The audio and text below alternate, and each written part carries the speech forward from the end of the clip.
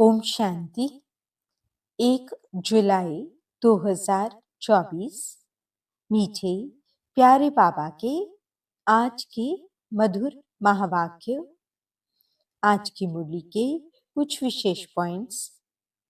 आज बाबा हमें समझाते कि हम बच्चों को देह को भी भूल स्वयं को आत्मा समझना है। इसे ही फकीर बनना कहते हैं। और बाप का प्यारा बनने के लिए हमें पूरा फकीर बनना है, संपूर्ण पावन बनकर दिखाना है। अब वापस घर जाने का समय है, इसलिए इस पुरानी दुनिया से दिल नहीं लगानी है, एक बाप से ही दिल लगानी है और राजधानी को याद करना है। ब्राह्मण जीवन में सदा चीयरफुल रहने के लिए कभी भी अकेले नहीं होना है, सदा बाबा के साथ कंबाइंड रहना है। तो चलिए सुनते हैं आज की बाबा की मीठी प्यारी मुरली। ओम शांति। बाबा कहते, मीठे बच्चे, शांति धाम पावन आत्माओं का घर है। उस घर में चलना है तो संपूर्ण पावन बनो। प्रश्न, बाप सभी बच्चों से कौन सी गारंटी करते हैं?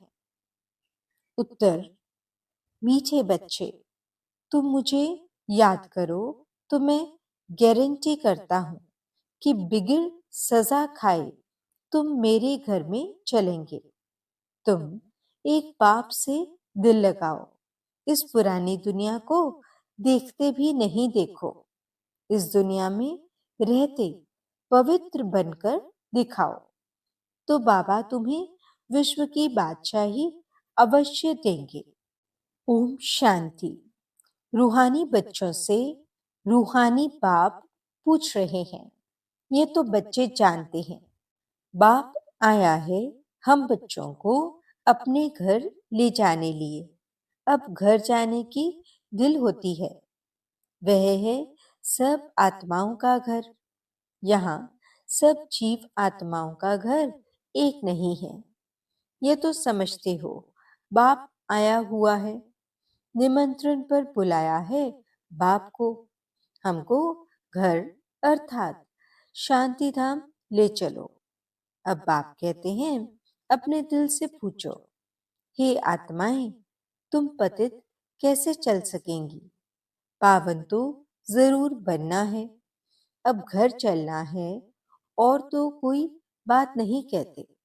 भक्ति मार्ग में तुमने इतना समय पुरुषार्थ किया है, किसके लिए?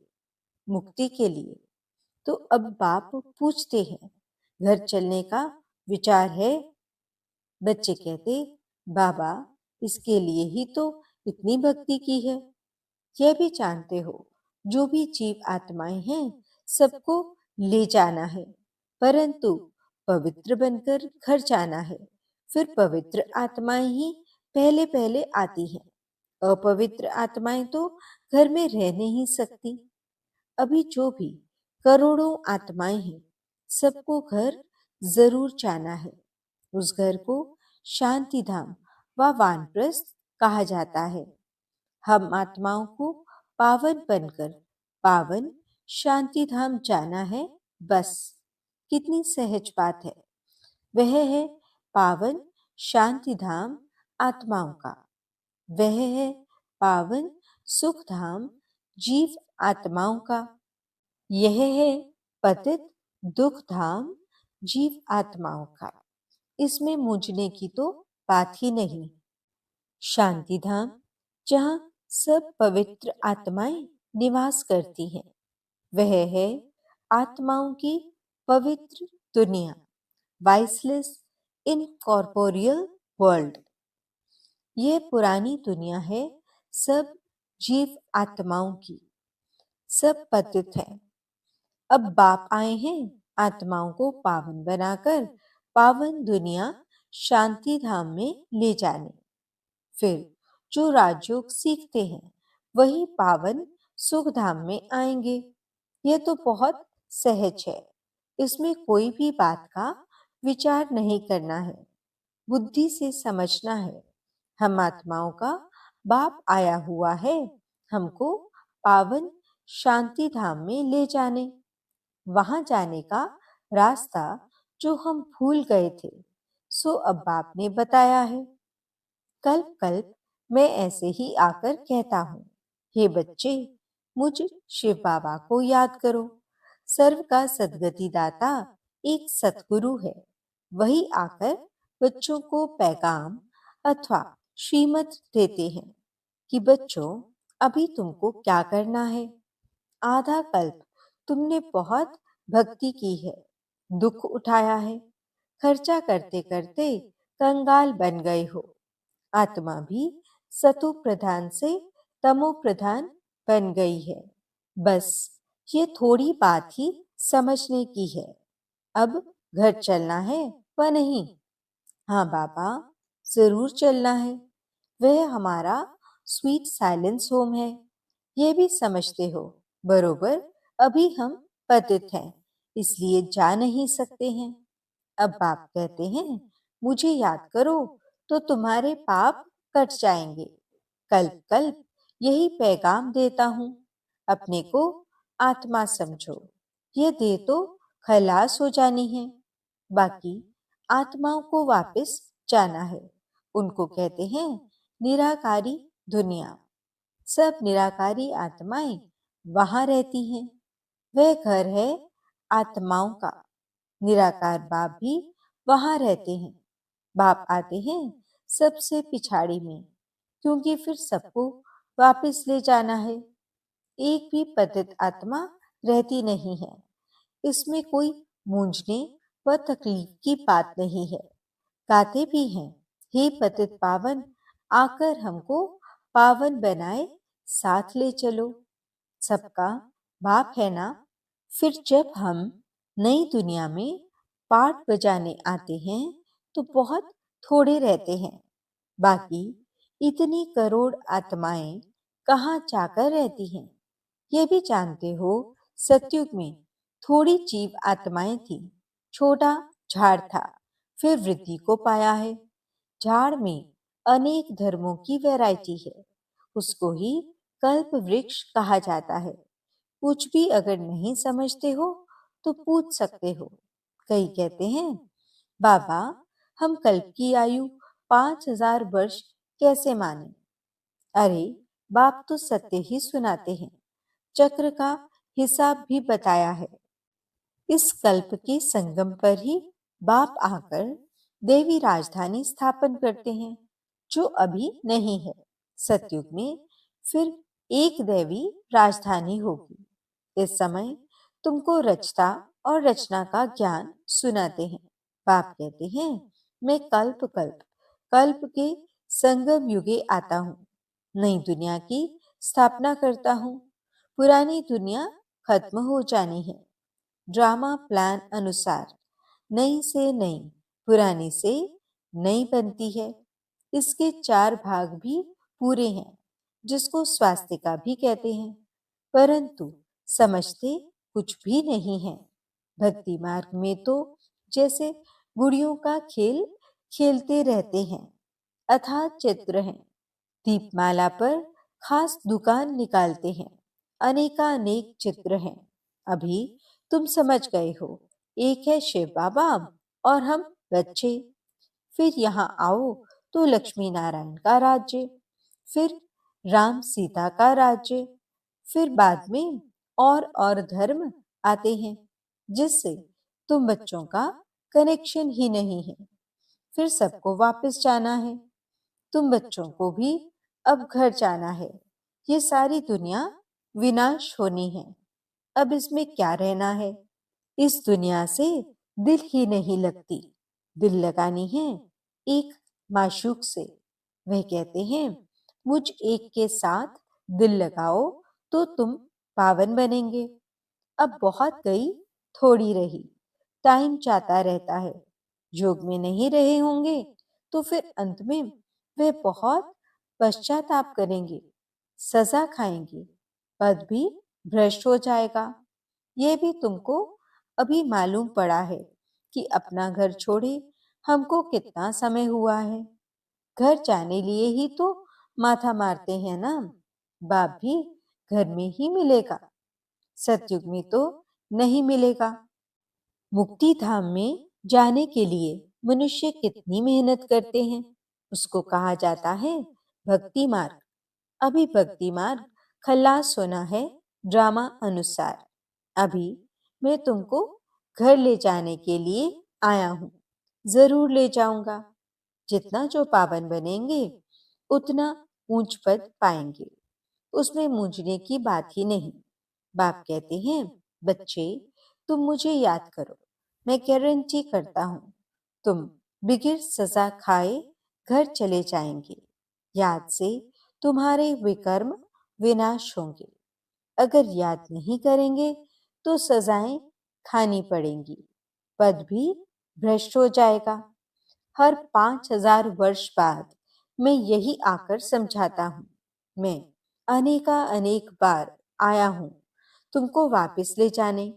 तुम बच्चे ही हार जीत का पाठ बजाते हो, फिर मैं आता हूँ ले जाने। यह है पतित दुनिया, इसलिए गाते भी हैं, पतित पावन आओ। हम विकारी पतित हैं, आकर निर्विकारी पावन बनाओ। यह है विकारी दुनिया। अभी तुम बच्चों को संपूर्ण निर्विकारी बनना है।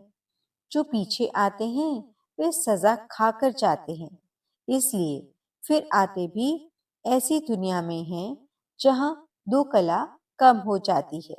उनको संपूर्ण पवित्र नहीं कहेंगे, इसलिए अब पुरुषार्थ भी पूरा करना चाहिए। ऐसा ना हो कि कम पद हो जाए।